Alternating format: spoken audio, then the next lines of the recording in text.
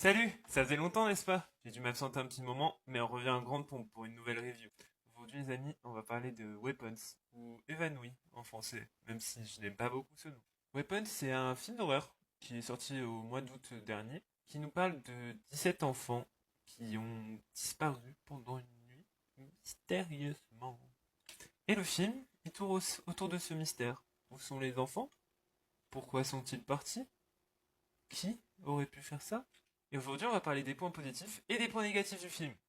Juste petite mise en garde. Attention, je vais spoiler.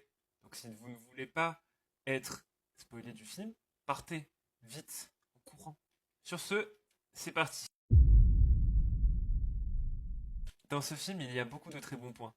Mais je vais vous en parler de deux en particulier. Le premier, c'est la réalisation du film. J'ai adoré le fait qu'on nous raconte le film via différents points de vue, un par un, qui se suivent, qui se suivent, qui se suivent. Le fait que les mystères, ils se résolvent en suivant ces points de vue. Que chaque personnage a un lien avec le personnage de le point de vue suivant. Ça nous permet d'être tellement à fond dans l'histoire. On commence ce film justement avec la voix de Alex, le seul enfant qui n'a pas disparu, dans la classe de Justine, la professeure. Et Alex nous dit qu'il va nous raconter une histoire qui s'est passée il y a 2 ans dans sa ville.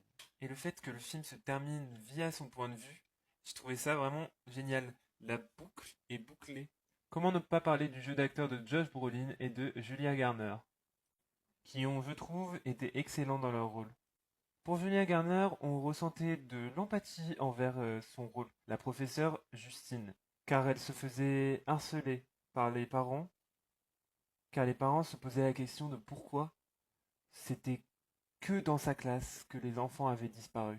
Mais on a aussi ressenti de l'énervement envers elle, quand elle se met à suivre Alex pour lui poser différentes questions, car Alex est le seul qui n'a pas disparu. Le personnage de Josh Brolin, Archer, lui, c'est clairement un personnage détestable. En tout cas, c'est ce qu'on nous fait penser. Mais en fait, on se rend compte au fur et à mesure du film que ce n'est que un père aimant qui veut tout faire pour récupérer son enfant. Et on obtient beaucoup d'empathie envers lui au travers du film. Chaque personnage a un lien. Quand on met tout à bout, le puzzle se construit. Maintenant les amis, passons à la suite.